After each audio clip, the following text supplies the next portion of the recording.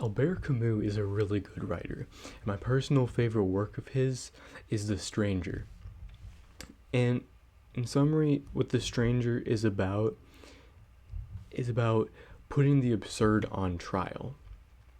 And to Camus, what the absurd is, or the absurd condition, is humanity's desire for meaning in the universe and the inherent lack of it. And the in The Stranger, we're given a description of the absurd to the protagonist Meursault.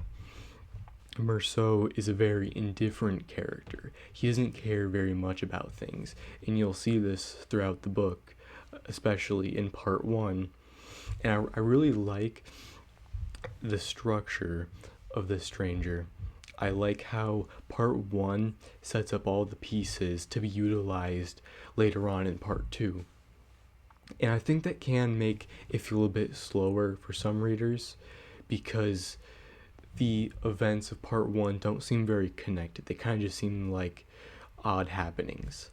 But then once in part two, you'll understand why they're important for understanding the character of Meursault.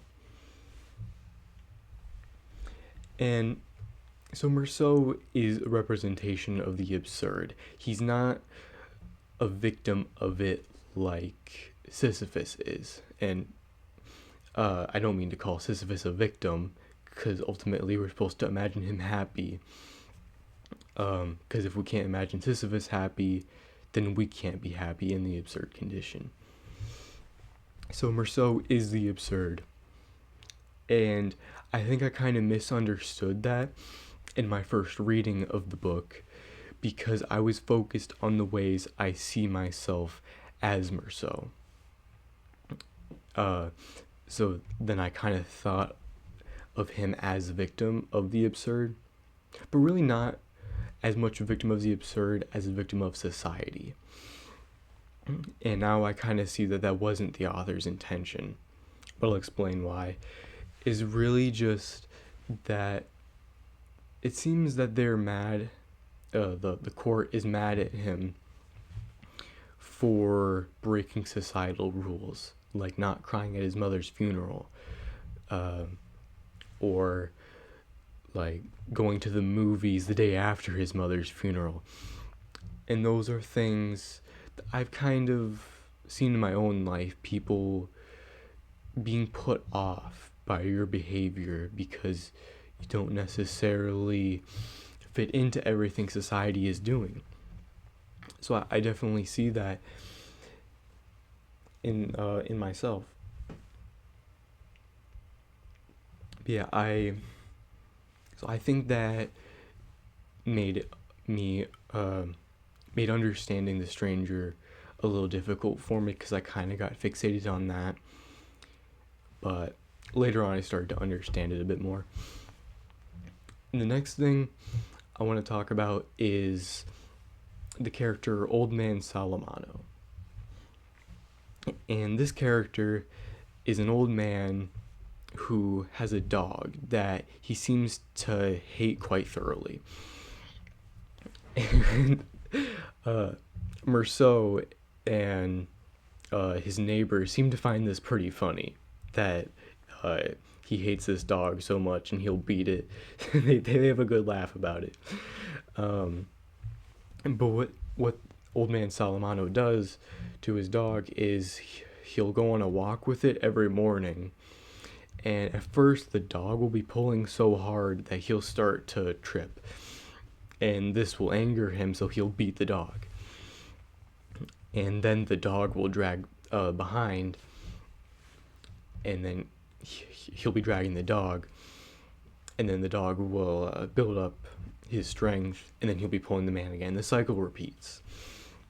And every morning he'll walk his dog, he'll be cursing at it, that he hates the mutt. But then one day, the dog goes missing, and he seems pretty upset about it. And later on, Meursault hears Old Man Salamano crying in his apartment.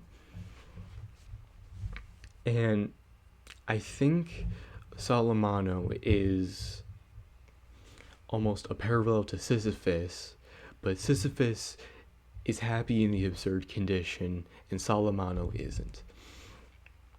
And I think the dog gave him a sort of meaning, and he didn't fully realize that while he had the dog.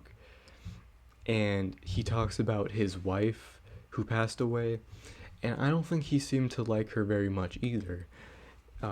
He seemed to need a companion, so he got the dog. So he doesn't seem to really appreciate the absurd condition. So I almost see Salamano as like a, what's the word, like a cautionary tale of a character. So that's all I had to say about Salamano. I think he's kind of overlooked by a lot of people. I don't see him mentioned very often. My experience reading the book, I first read it on a trip to the Black Hills in South Dakota, and I had quite a good experience. I read part of it in the car, and then I read a good portion in my hammock while there was a big storm going on, and that was one of the best storms of my life. I quite enjoy storms, and there was a lot of wind, a lot of rain, a lot of lightning. Actually, it was mostly lightning, kind of off in the distance, with maybe 45 minutes of rain and a lot of wind.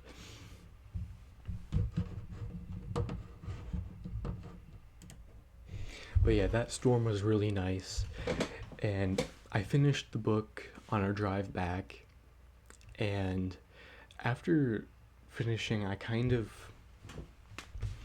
just closed the book and sat in silence for about an hour, and I just kind of had to integrate what I read, and it kind of took me to a little bit to realize that the end of the book is about Meursault's connection to the absurd and his realization that he is it.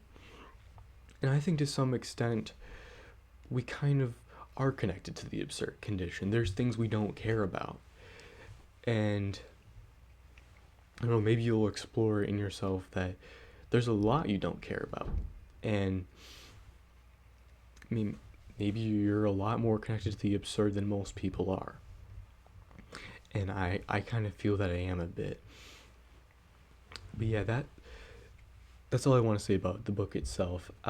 Today I just watched the Luchino Visconi movie, the 1967 version of The Stranger, and it was a good experience. It was pretty slow, but I was surprised to hear that this is actually like a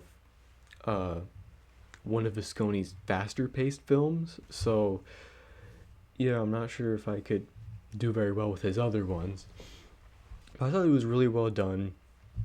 The Meursault looks a lot like I imagined him.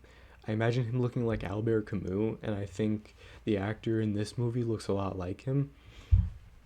I really like the cinematography, the setting. I didn't like that it wasn't in English, but actually, the version I was watching, I didn't realize until halfway through that it was dubbed, not in English, it was dubbed in Spanish, so I wasn't even watching the original audio. So, yeah, I would prefer to hear it in the original Italian or an English dub, but I couldn't find one. Yeah, it was.